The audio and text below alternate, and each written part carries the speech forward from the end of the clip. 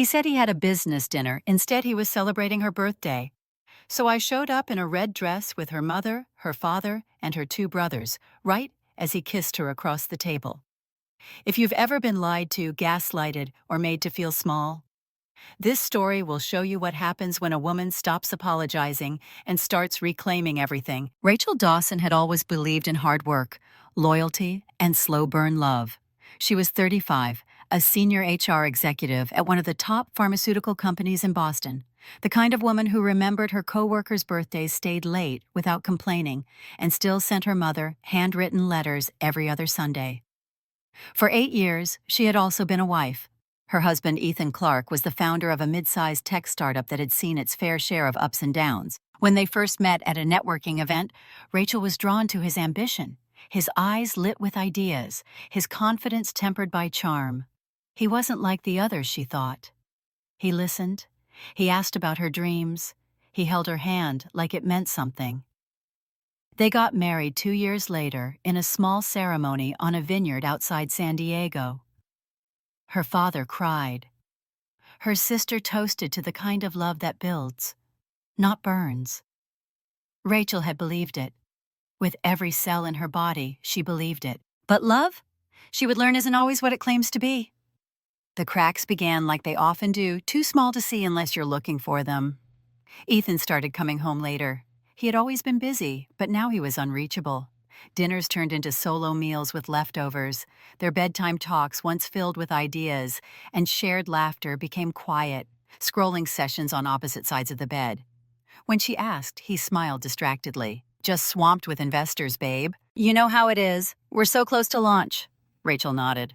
Of course, she knew how startups worked. Sacrifices were part of the deal. She reminded herself to be understanding, supportive, patient. That's what a good wife does. She tried harder, made his favorite meals on Tuesdays, left encouraging notes in his laptop bag, even downloaded a podcast about venture capital so she could better understand his world. He didn't seem to notice. Instead, he began pointing out little things: the laundry left in the dryer too long, the dishes stacked the wrong way, her missed call during his afternoon meeting. You've been a bit off lately, he said one night as she brought him tea. Everything okay? The irony made her stomach turn, but she smiled anyway. Just tired, I guess. That was the first time she started to feel it, the slow, unspoken shift from being with someone to feeling beneath them. Still, she stayed.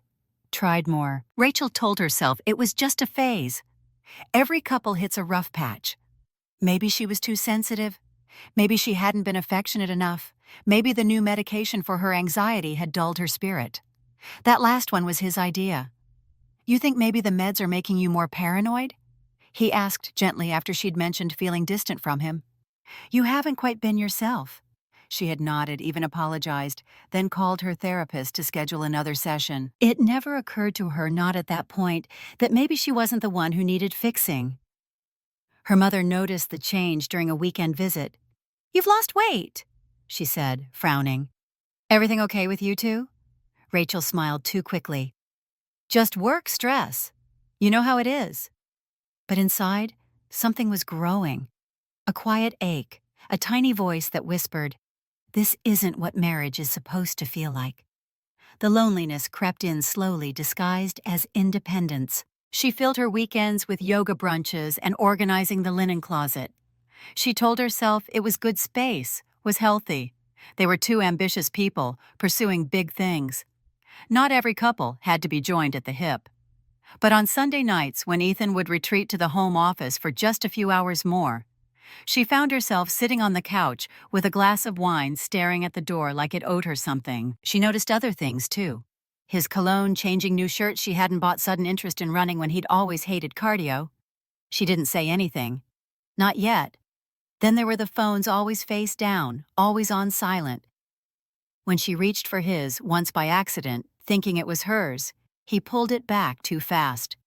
Work stuff, he said too casually. Rachel nodded, but her chest tightened, and still she blamed herself. That was perhaps the cruelest part of the slow unraveling, the way it made her doubt her own reflection. She started asking herself questions she never imagined asking. Am I being too much? Am I not enough? Did I love him into boredom? Have I become invisible? The answers never came, but the questions stayed. She found herself clinging to small moments. A kiss on the forehead, a random text that said miss you the way he still called her Ray when he wanted something. It was enough, until it wasn't. One morning after Ethan left for yet another early breakfast meeting that hadn't been in the shared calendar, Rachel stood in their kitchen staring at 2 mugs, hers, and the one she always used to make for him. And something inside her cracked. Not because she knew the truth yet, not because she had proof, but because in that moment, she realized something much sadder than betrayal. She missed herself. It was raining the night Rachel saw it, not the kind of romantic drizzle that softened city lights and made people kiss under umbrellas. No, this was the kind of rain that sliced through the air, sideways soaked you through your coat, and made streetlights blur into ghosts. She wasn't supposed to be there. That Wednesday night, she'd stayed late at work, wrapped up in quarterly reports and the mindless rhythm of productivity. On the way home, craving something warm and impulsive, she'd decided to pick up takeout from a small French bistro on 7th, the kind she and Ethan used to love. She didn't see them at first. She was too busy shaking out her umbrella and scanning the menu taped to the window. Then through the glass she froze. There he was, Ethan, her husband, seated at a table near the window laughing in that low, relaxed way he rarely used anymore. His sleeves were rolled up. His hand was on someone else's. The woman across from him was young. Younger than Rachel, certainly. Maybe late 20s. She had dark waves of hair, a red silk blouse, and a kind of effortless radiance that made her seem like she belonged in places like this, like he belonged there with her. They looked like a scene from a movie, the kind Rachel used to sigh over and believe in. Only now she was watching from the outside, literally. The raindrops streaked down the glass like tears she hadn't let fall yet. Rachel didn't move. She didn't run inside or bang on the window. She didn't scream. She just stood there, soaked, shaking, staring. And in that moment, something inside her broke. Not in the loud, shattering way, but in the way glass sometimes spiderwebs from a single crack silently and all at once. She stood there long enough for the hostess inside to notice her. That's when Rachel turned away, numb legs carrying her back to the car like she was moving through a dream. Or maybe a nightmare. She didn't remember the drive home, didn't remember changing into dry clothes or curling up on the couch with her knees to her chest. All she could see was them. Ethan's hand brushing a lock of hair from the woman's face, the way he smiled at her, a smile she hadn't seen in months. The next morning, she called a private investigator. It wasn't anger that drove her. Not yet. It was something deeper, something colder, like a need for truth, tangible and heavy that she could hold in her hands. She didn't tell anyone. She went to work. She smiled when people asked how her weekend was. She came home and cooked dinner. Ethan didn't mention the meeting, said he had to fly to New York next week for a pitch. She nodded. Of course. 2 weeks later, the files came in. Photos time-stamped, receipts, hotel stays, restaurant bills. A brief, heartless audio clip, Ethan's voice and hers. Olivia laughing, flirting, making plans, and the bracelet.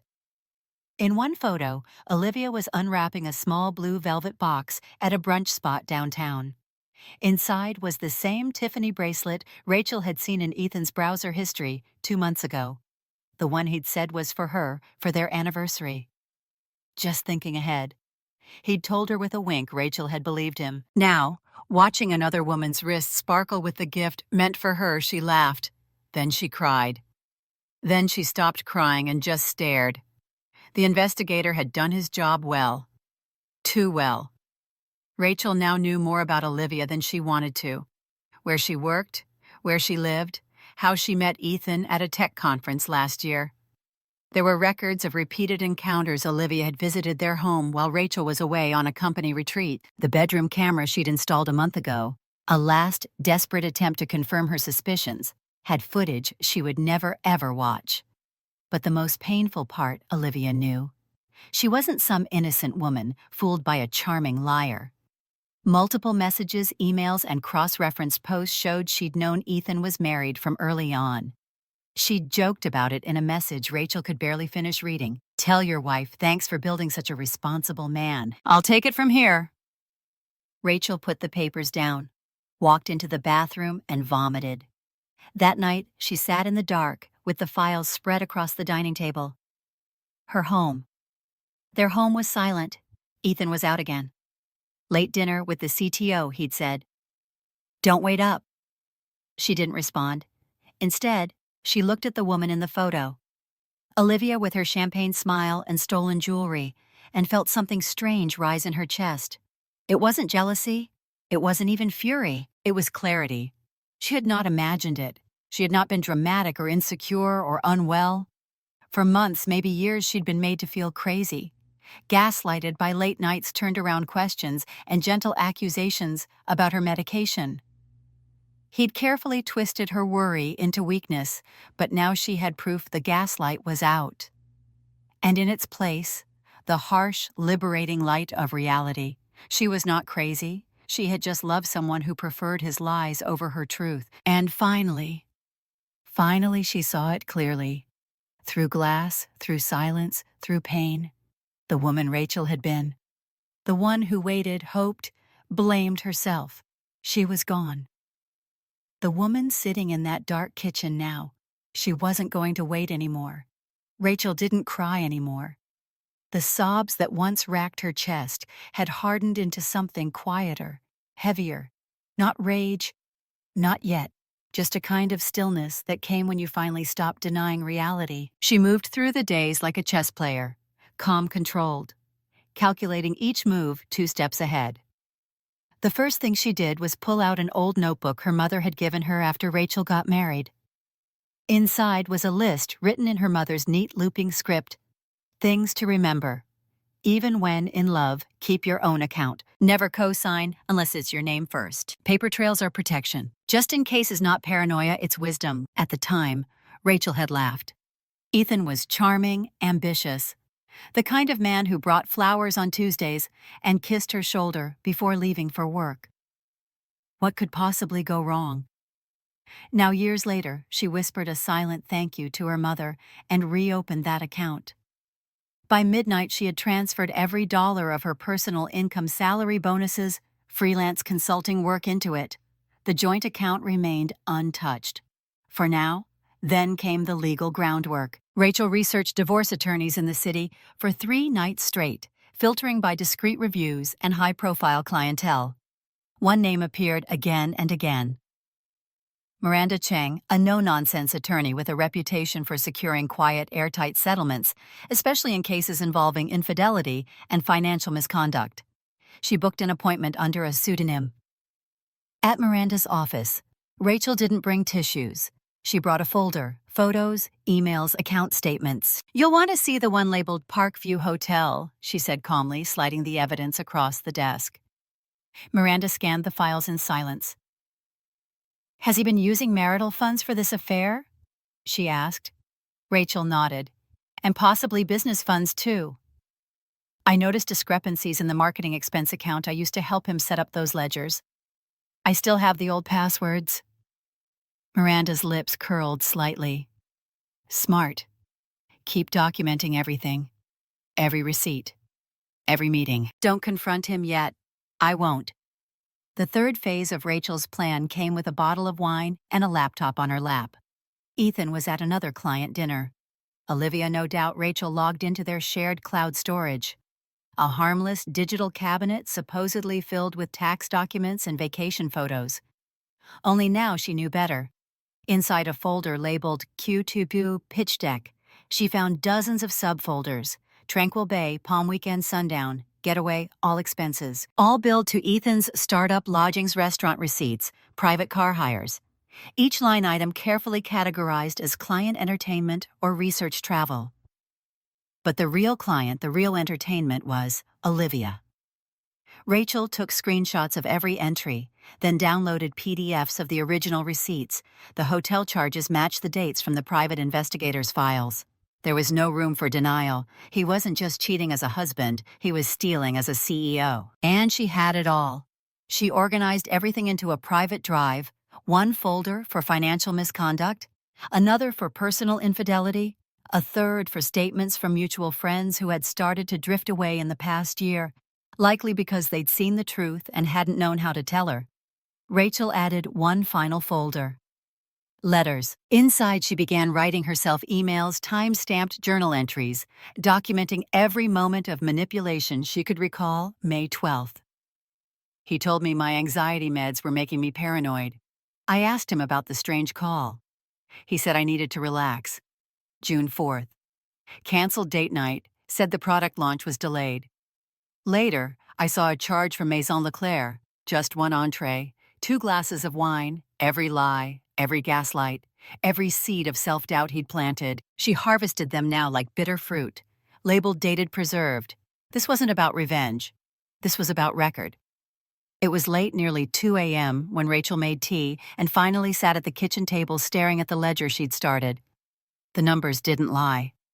In the past 18 months, Ethan had funneled over $40,000 in business funds toward his affair.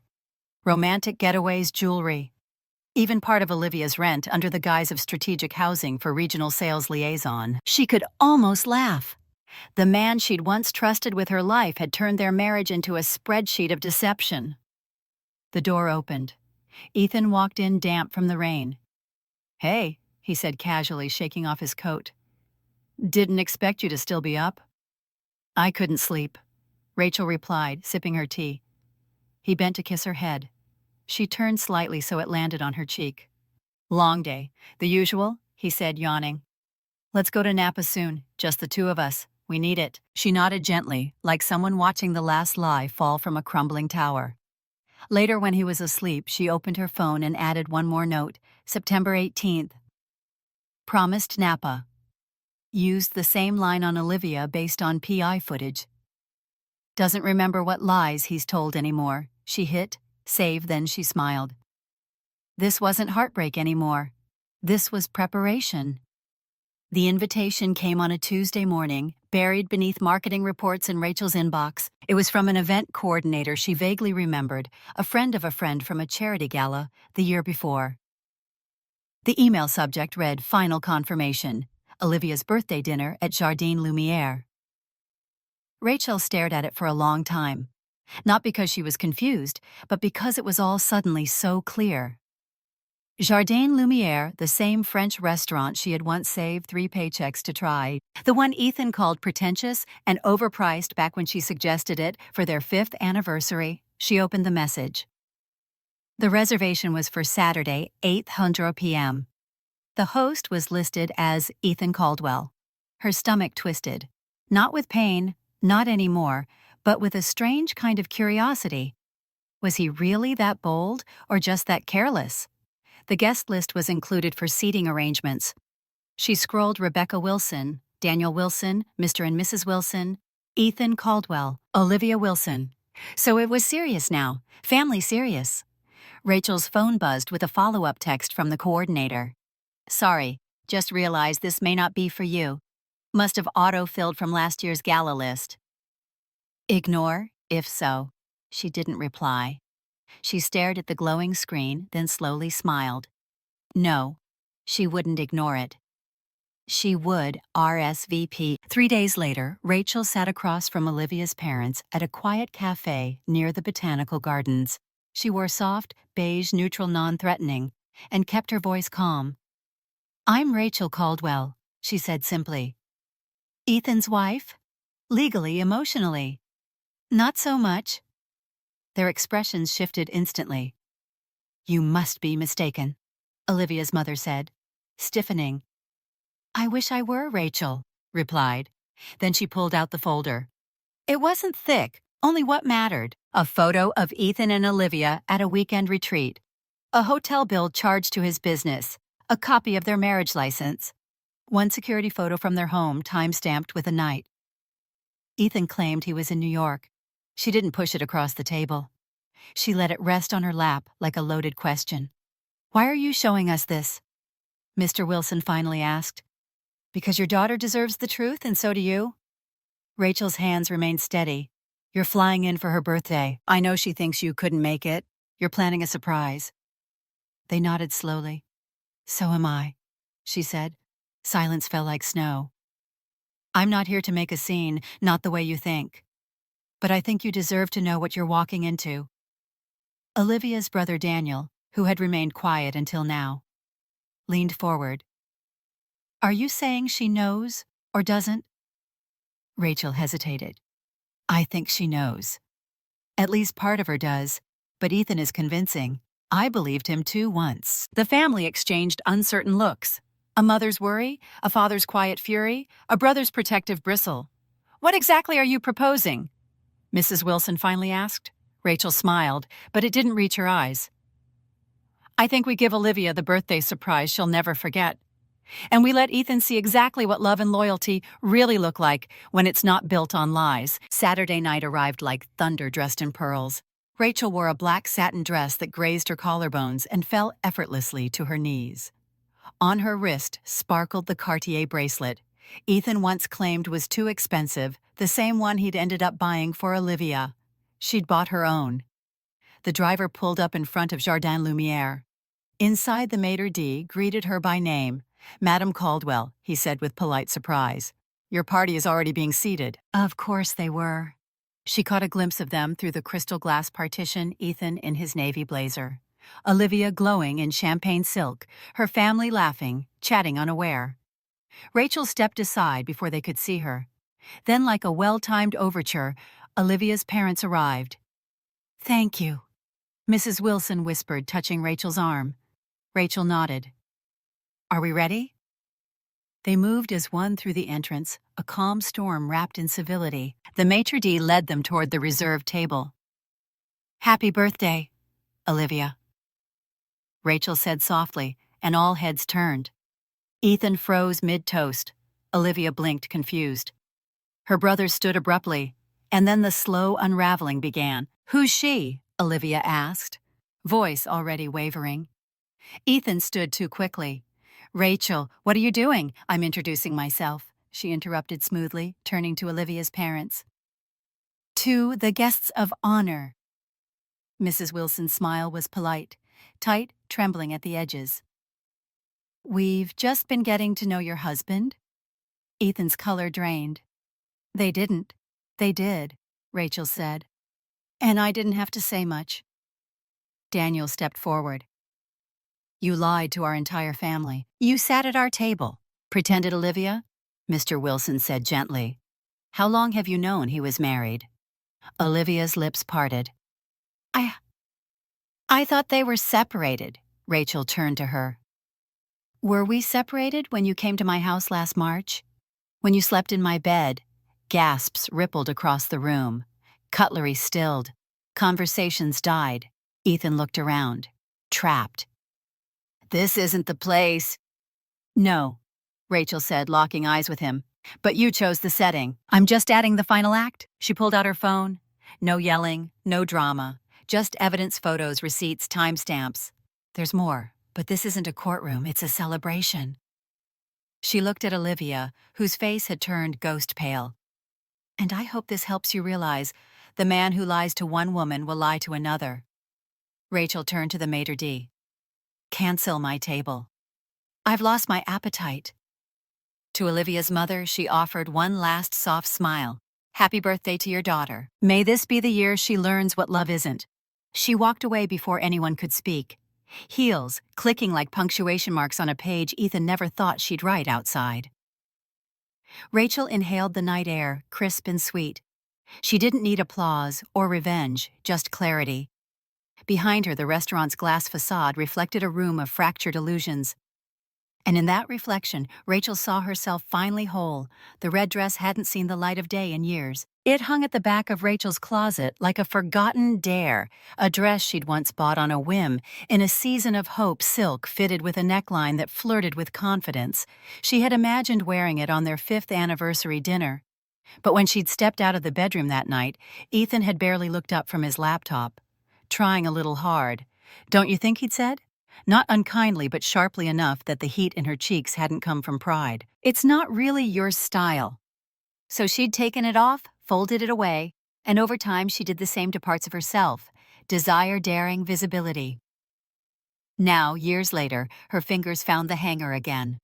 The silk slipped free, like it had just been waiting. She laid it gently across her bed and stood back considering. This time, there was no one to ask if it was too much. This time, she wasn't dressing for Ethan. In the mirror, Rachel smoothed the dress over her hips. It still fit. Almost better than it had back then. She applied her lipstick red, the color he once called aggressive, then carefully, deliberately fastened the thin chain around her neck. It was her grandmother's pendant, a small diamond encased in rose gold. She hadn't worn it in years. Not because she forgot, but because it reminded her of too much. Her grandmother's strength, her mother's warnings, the women who had quietly endured, who had survived, and who had taught her how to do the same. But she wasn't enduring anymore. She was becoming. Her best friend Layla arrived just before sunset carrying takeout and wine. "God, you look lethal," she said, eyes wide like you just walked out of a noir film to ruin someone's life. Rachel smiled, pouring the wine. "Just one person's, maybe?" They sat cross-legged on the floor like they used to in college, containers of pasta between them, jazz playing low from the speaker. "Are you nervous?" Layla asked after a long sip. "No," Rachel replied honestly. "Not anymore." There was a pause. Then she added, "I think the worst part already happened. The moment I realized I was disappearing day by day. And no one, not even the man I loved, seemed to notice." Layla nodded. "So why now? Why go public? Why not just leave quietly like everyone expects?" Rachel looked down at her wine, then back at her friend. "Because silence protects the wrong people," she said. "And I protected him for years. I covered. I softened. I rationalized. I wanted to be the good wife so badly, I started vanishing into it." She leaned forward. "But this is for the part of me that still remembers how it felt to be seen. To wear red without apology, to speak without minimizing." Layla's eyes glistened. "You're not doing this to hurt him." Rachel shook her head. "No, I'm doing this to stop hurting myself." Later that evening, Rachel stood alone in her bedroom. The red dress shimmered beneath the low light, her grandmother's necklace catching the last sliver of sunset. She stared at her reflection, really stared. This was not the woman who cried herself to sleep on bathroom floors. This was not the woman who made excuses for why he never came home or who Googled emotional affair at 2 a.m. just to know if she was allowed to feel betrayed. This was Rachel Caldwell's survivor strategist woman. And tomorrow night the world would see her. On her bedside table, next to a framed photo of her mother, sat a folded note she hadn't dared open in years. Her mother's handwriting. "If you ever forget who you are, put on the thing that scared you most and walk straight through the fear. That's your power." Rachel didn't cry. She didn't need to. She folded the note, slipped it into her clutch, and stood tall. The red dress fit like a second skin. Not because it made her look powerful, but because she already was. The restaurant was dimly lit, elegant, in a way that whispered money rather than shouted it. Maison de Lumière, white linens, crystal chandeliers, and a maitre d', who addressed every guest by name. Rachel entered just past 7:50, escorted in by a hostess who looked young enough to be Olivia's intern. She passed the bar where her friend Layla sat sipping wine and pretending not to watch. Sophia texted her all in place. "He's here," she's glowing. "You look like revenge in heels." Rachel didn't reply. She didn't need to. This wasn't about him anymore. This was about truth delivered in velvet and steel. Olivia's family sat at the long table near the center of the room, the best seat in the house. Her mother wore pearls. Her father was laughing with a waiter. Her two brothers, tall, athletic, respectful, had just raised a toast to the most radiant woman in the room. Rachel hung back for a moment, unseen, watching. And there he was, Ethan, her husband, leaning across the table, slipping a velvet box into Olivia's hand. She opened it and gasped, a bracelet. Silver, elegant, expensive. The one Rachel had found in his browser history 3 months ago, the one he said was too over the top for her. He reached for Olivia's hand, smiling like he still believed himself to be the hero in this story. The room blurred for a moment. Rachel blinked it away, then stepped forward. "Excuse me?" Her voice was calm, clear. It sliced through the laughter like a blade through satin. Ethan turned first, the color drained from his face. Rachel? Silence fell like a dropped curtain. Olivia turned confused, then froze. You weren't invited. Ethan began, half rising. But I came with a gift, Rachel interrupted. For Olivia? She turned to the young woman. You don't know me, but I know you. Her eyes were steady. Her voice didn't shake. I know the necklace you're wearing was purchased the same weekend my husband said he was flying to a tech conference in Austin. She took a step closer. I know the hotel you stayed in, the dates, the suite, the room service. She reached into her clutch and gently pulled out a small envelope. From it, she extracted 3 photographs, a folded receipt, and a USB drive. Here's your gift. Olivia looked at the photos and went pale. The receipt, a Montauk Inn billed to Ethan's business card. The USB. Well, Rachel didn't explain that one.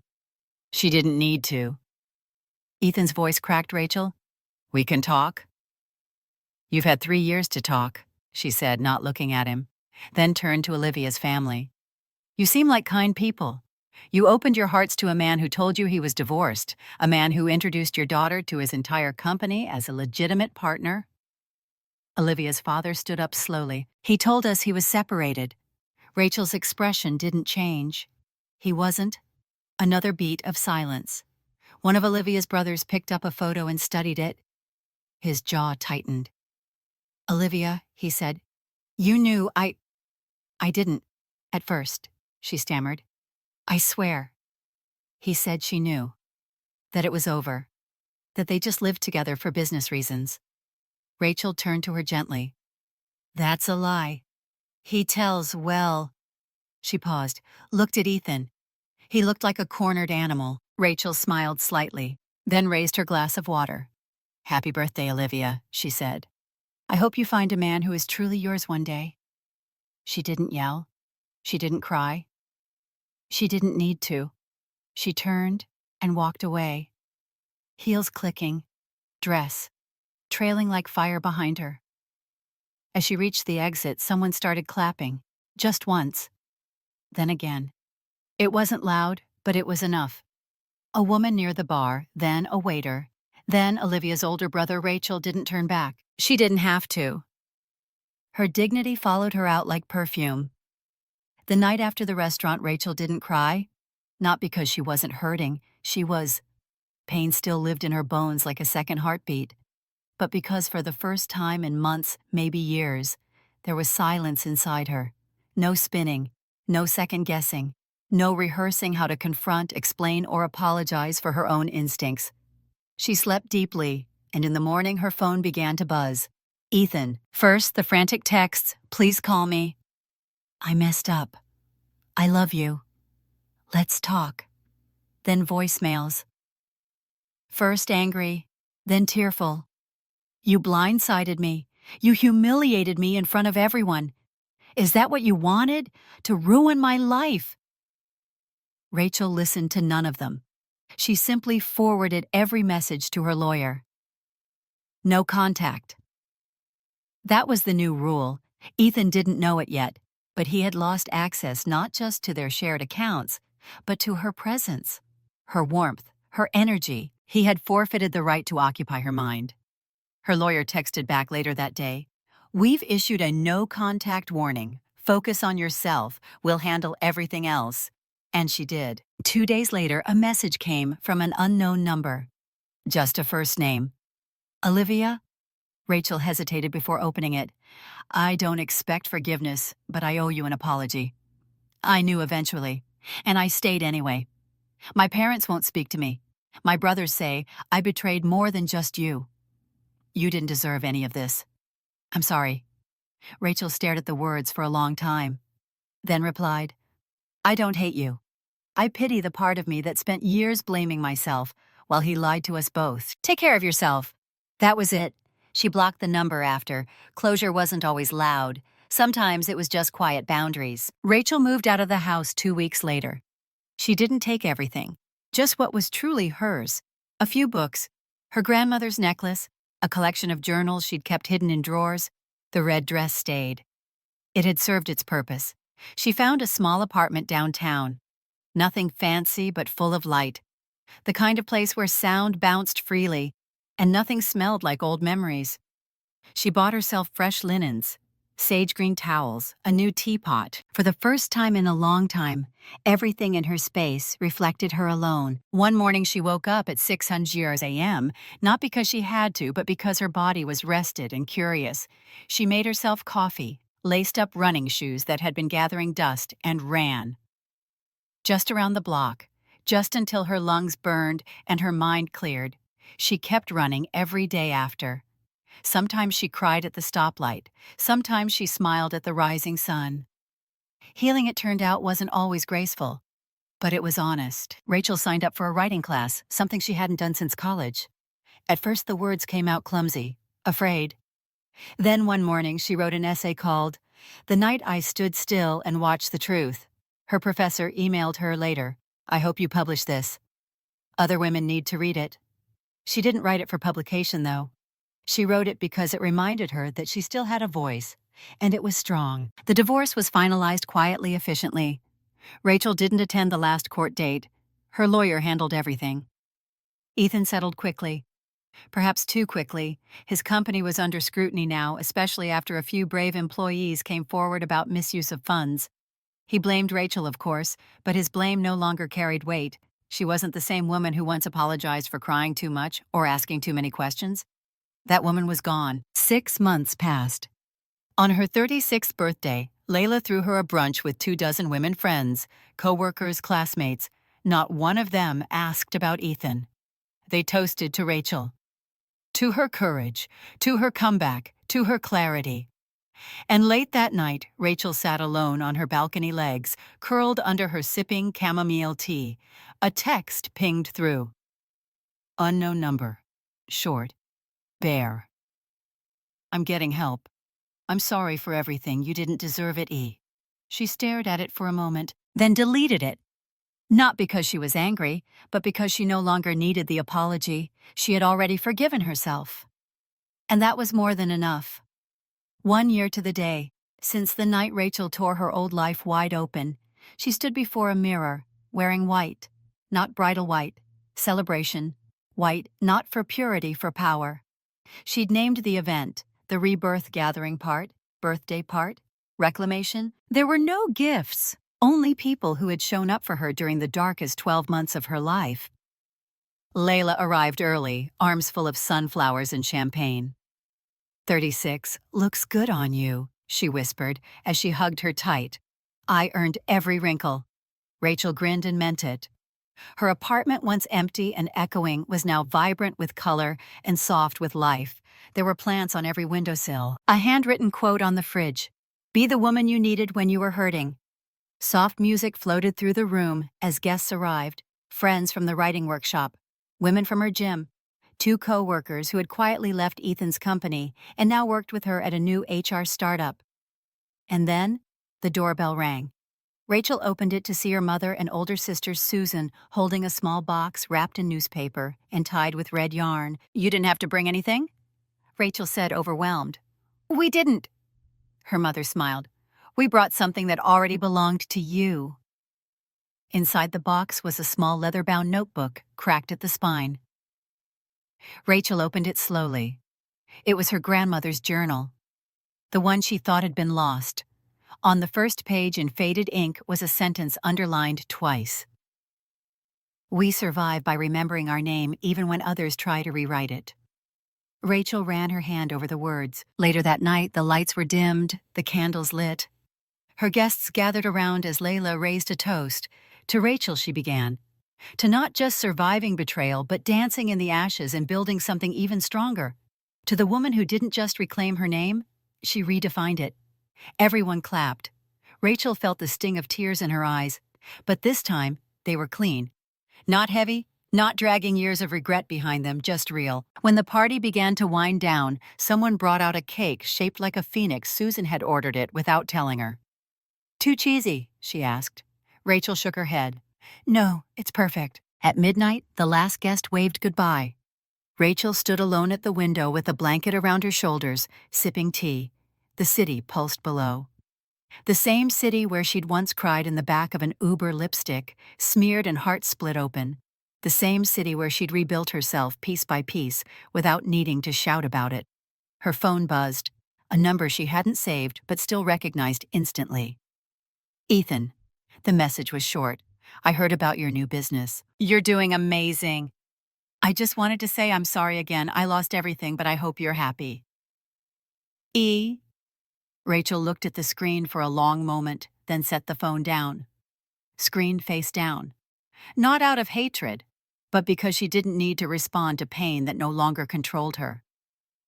Sometimes silence is the greatest kindness and the loudest closure. She picked up her grandmother's journal again, flipped to the last blank page, and began to write in her own hand. I don't need revenge.